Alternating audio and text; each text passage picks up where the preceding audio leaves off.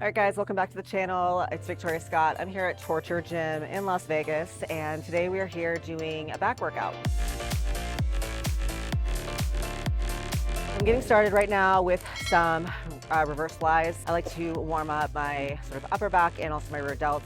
Also, it's great for posture. So I like to do a couple of sets here first, just to warm up the upper body before I get right into it. So today is just sort of a light touch-up day. I'm not really trying to put a ton of size on my upper body right now, just really trying to maintain and keep the size that I currently have. So not really going to a lot of sets and not really going into a lot of reps, but it's just lots of little touch-up work and working on like those details. But today we're gonna stick with some staple moves. I'm gonna walk you guys through the workouts and show you guys what I do.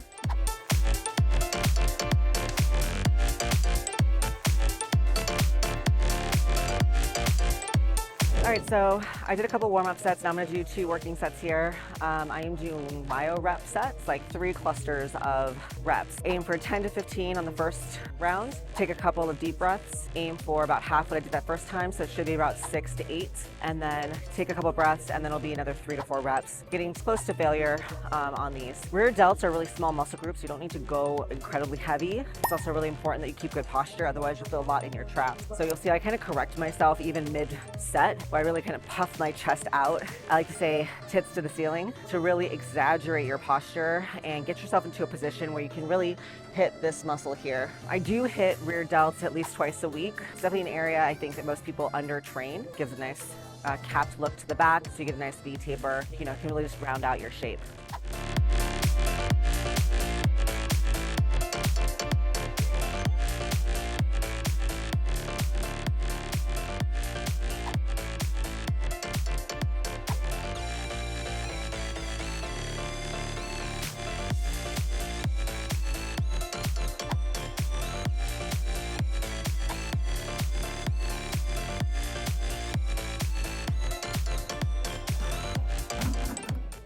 Good.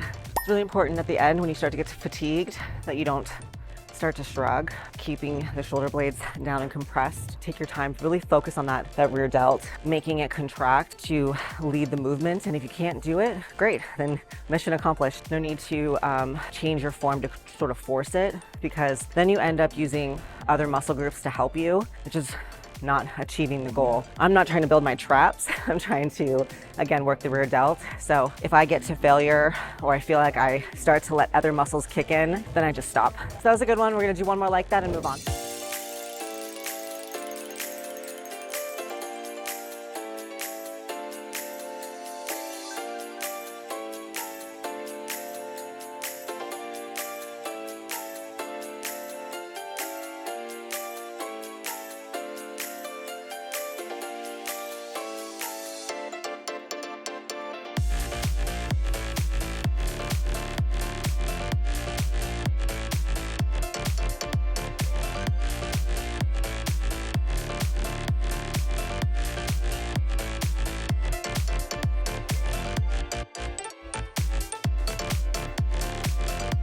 All right, so with this exercise, it's like a lat pull down variation. They call it a front row. So basically the arm is a little bit in front of your body, and they have these different hand placements. So I'm using the inner hand placement with my palm faced towards my body. And then from that perspective, I'm really trying to work my lat. I'm also, if you'll notice, I'm getting a really long stretch. So I'm not just going from here, I'm really letting my arm stretch out to lengthen the lat as much as possible, and then contracting the scapula down and pulling from here. So I think more about driving my elbow backwards into my back pocket rather than thinking about using your hand to pull the weight down. You'll notice you can't do as much when you're doing it that way, but if you really focus on getting your lat involved and driving the elbow backwards, you will be able to, number one, do a lot more weight, and number two, see a lot more development quickly because you're doing it right. It's really about getting as much range of motion as possible, taking your time and not using momentum to sort of like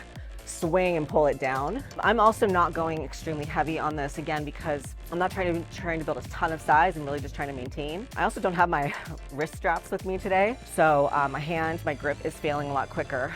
So instead, I'm keeping it on the lighter side, and I'm focusing on slower tempo to achieve the kind of fatigue I want to achieve.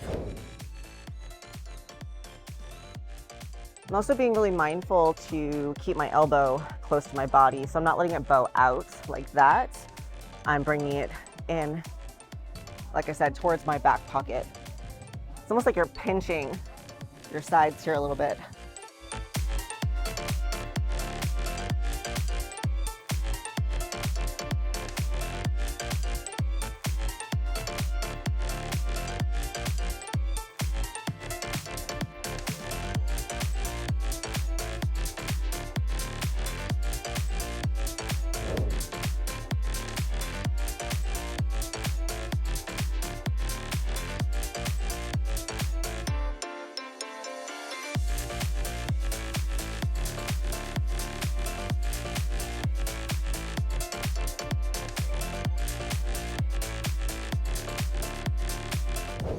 We're gonna add on this one. So I'm doing a bent row.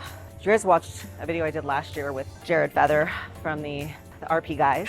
I was telling him last year I was having a really hard time feeling like my middle back and trying to build a little bit of density in that area. So he worked with me on some different exercises, you know, just like anybody else. Sometimes I can get in my head too, even I've been doing this for a really, really long time. You start to be like, maybe there's something wrong with me. Like I can't activate this area. And sometimes it's just a little tweak in your technique.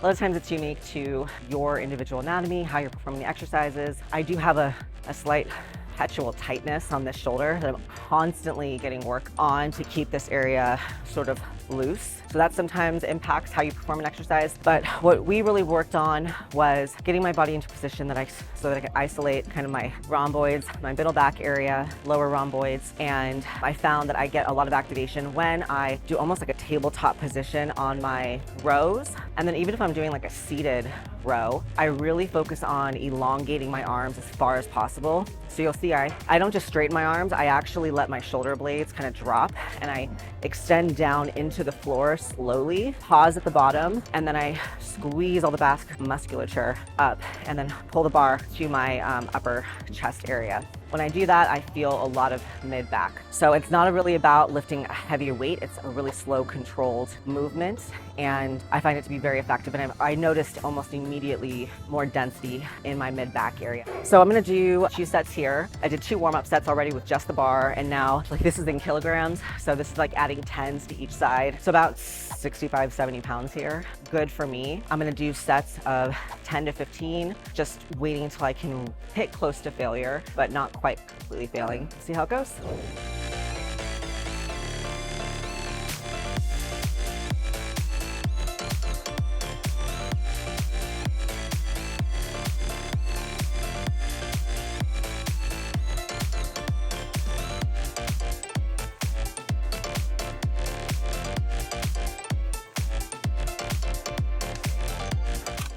All right, that was good. I stopped at 12. I felt like I was starting to lose my form a bit. So I think that was good for today. I'm gonna rest for about 1.5 minutes and then I'll do 1 more set and we'll move on. And then a breath.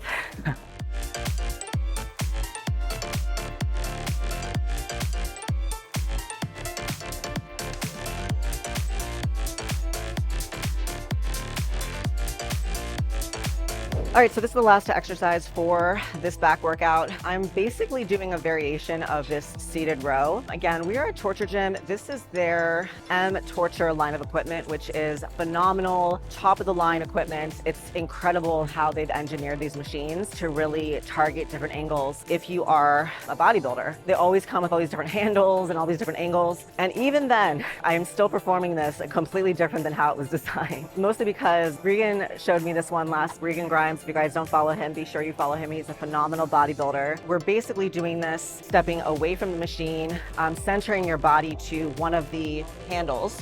And then what I'm doing is driving my arm close to the body, bringing the handle towards my center line. So from a bent position. So it is like a row variation, but I find that with this angle, I do really feel a lot of lower lats. So to get that lower lat development and still using the underhand grip to really build a little bit more density and thickness, but not width. Again, I don't want to be wider. I just want a little bit more density in my back at this point. I have enough width. If you're somebody who does want to create a little bit more of a V taper still, you're lacking in that area. For many, many years, I did a lot of lat pull downs, but now I really try to keep things a lot closer to my body and vary my hand positioning. So I'm gonna do 3 sets here, 10 to 12 reps, really focusing on lengthening, extending outwards to get as much stretch as possible, and as much range of motion as possible.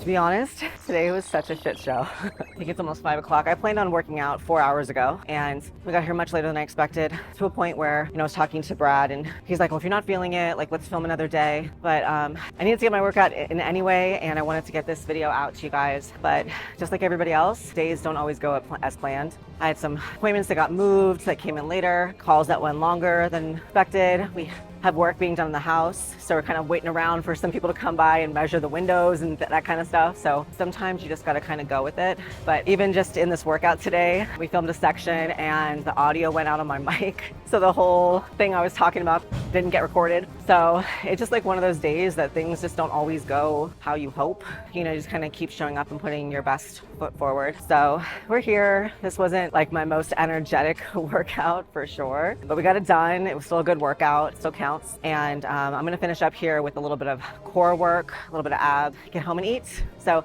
thank you guys for joining me in this workout. If you have questions, if you wanna see anything specific in my next video, comment below. Let me know what you guys wanna see, if you have questions on, and we'll see you guys next time.